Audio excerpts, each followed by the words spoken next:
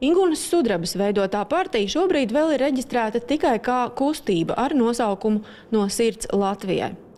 Biedri var pieteikties gan mājaslapā, internetā, gan arī kustības birojā.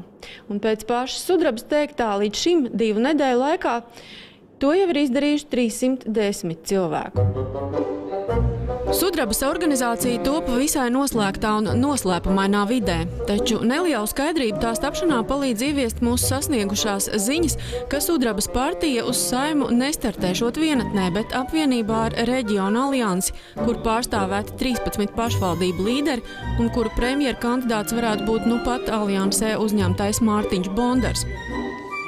Esot arī ticams, ka Sudrabas partijas un Reģiona alianses apvienībā būs arī eiroskeptiķu partija un tās līderis Normunds Grostiņš.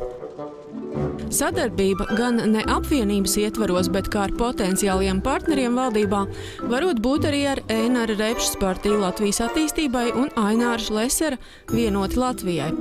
Ja šīs plāns ar vēlētāju atbalstu izdotos, tā būtu iespēja beidzot valdībā tikt arī Saskaņas centram.